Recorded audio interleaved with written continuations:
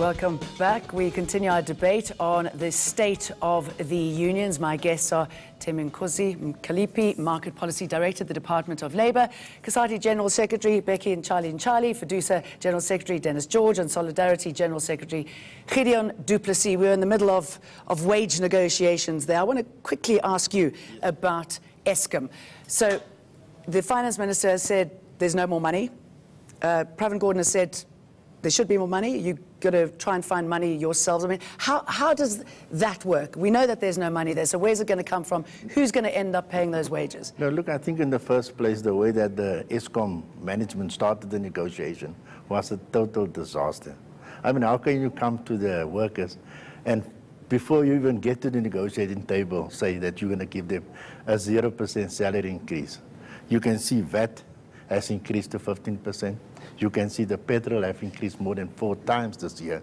I mean, those workers need to adjust their salary, and companies should be sensitive to their workers.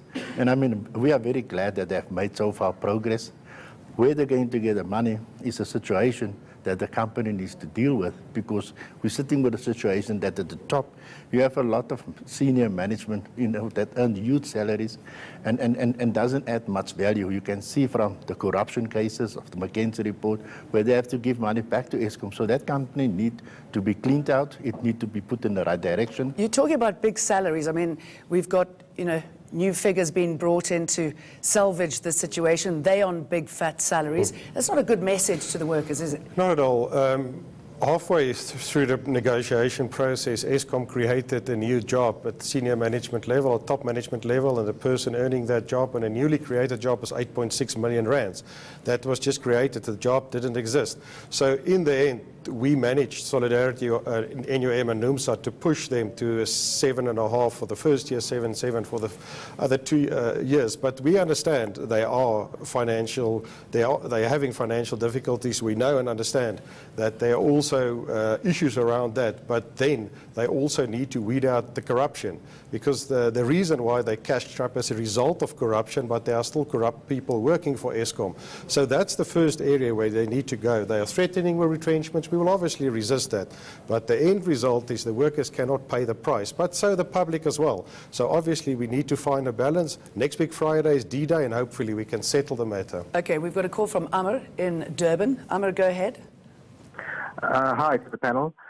Basically, I just wanted to know why are the unions are very adamant, and I want to know why are the unions not questioning the outstanding debt from municipalities that is owed to Eskom. Also, how much of the electricity is lost in the system, and what systems of monitoring and evaluation is being put in place basically to recover all the outstanding debts? Ntcharlie-charlie, would you like to take it? Look, it's part of management. We fully understand that from the generation to the transmission and distribution and to the end users of electricity in Eskom, in the pipeline, there are people that are not paying. There are government that are not paying Eskom. There are municipalities that are not paying Eskom. But that does not necessarily means the consumer not paying. The money is not going back. It's part of the corruption processes. How can you collect money from the end users and you don't pay from the supplier, which is Eskom in that issues? Eskom has to clean it up, that particular issues. If you live in a township, you can see the looting of electricity.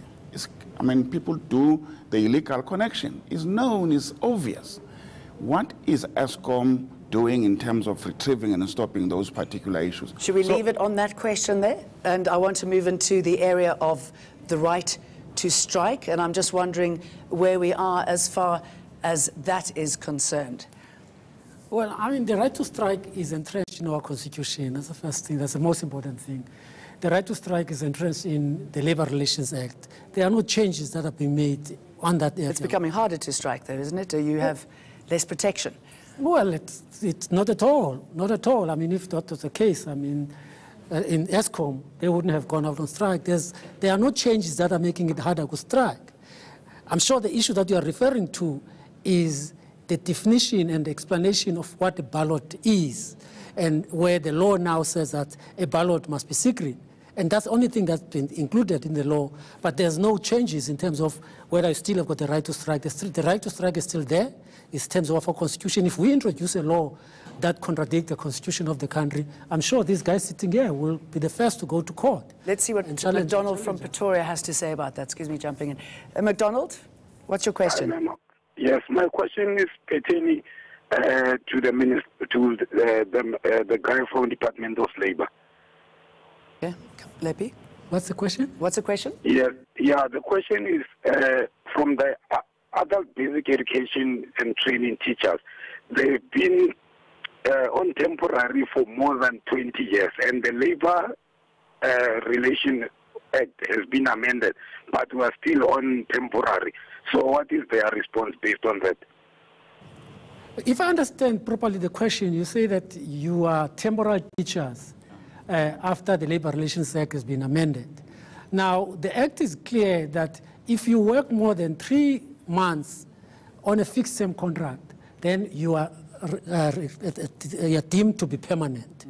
Now, the issue is not what you are termed to be. The issue then is what benefit you're not getting as a fixed-term contract that other workers who are more than that are getting. And if there are benefits, it could be pension fund, it could be bonus, it could be anything that other workers who are deemed to, who are regarded by the department as being permanent.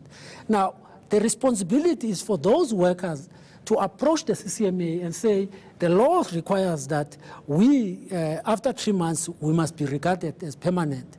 Now, we are not regarded as permanent. We're not getting this benefit of the people who are permanent. And let the CCMA adjudicate. If you don't take your case, because that's what the law says, nobody's going to come and say, well, who are you permanent? You're not permanent. Are you a fixed term? You as an individual, you know whether you're fixed, you're permanent or not. You should then be able to approach the adjudicator to put in your case and say, why is your employer contravening the law? Okay, good points there.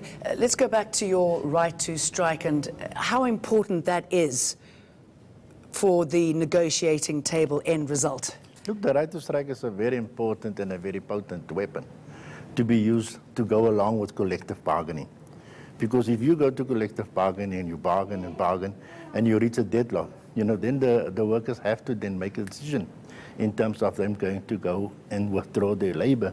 And by doing that, put pressure on the company. And we've seen that it's been a very effective weapon. And that is an important weapon for the working class to have in South Africa. And that's the reason why we encourage our people to use the right procedure. And excuse me interjecting here, Cosatu has used it pretty effectively throughout its history. Does it still have the right results for you? And as it gets increasingly politicized, is that the way to go? No, the right to strike should not be politicized. By the way, just to broadly saying, when you demand wages to be paid and you fight whether what is the right wage, in itself is a political decision. To go to a strike, to effect it, you are using to get whatever the employer is trying to save for himself or herself. There are a number of strikes. I mean, there is a report issued by the Department of Labor on the Industrial Action Report. There are indications where workers went on strike and they improve in terms of their wages and the employer concede. There are other strikes which might have gone for a very long time and the result is either the end, is the retrenchment or the question that the workers came back without anything. So there are economics at play in terms of you decide at what level will you go for strike. For example, can you go on strike if there is a 0.5% differences between what the employer is offering and what the workers are demanding? There will be costs at both sides. If the employer says, no, I'm prepared to take a strike, I'm not going to give you 0.5%. After 2 days of refusing to give those workers and workers go on strike, the employer will have lost in terms of the production.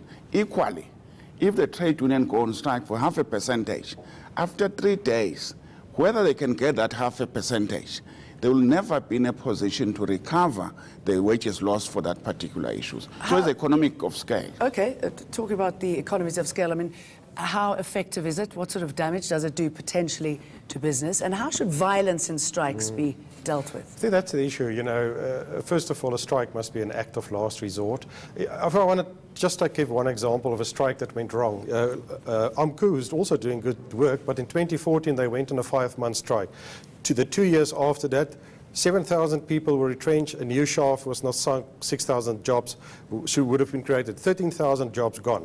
Now Lonmin is going belly up. They need to retrench another 12,500 employees. So 25,000 jobs gone after a strike. And in the papers that Lonmin submitted together with Sibanya for the takeover, they said the AMCU strike caused a lot of damage. So you cannot strike and that leads to 25 job losses.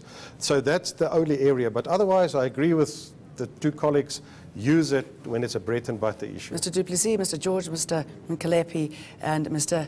Ntcharlie-charlie, thank you very much for joining us. Thank you. Now, tonight, the DA reiterates calls for military intervention in the Western Cape. Is that what's needed to get a grip on gang violence? When we come back, we'll head over to the Cape.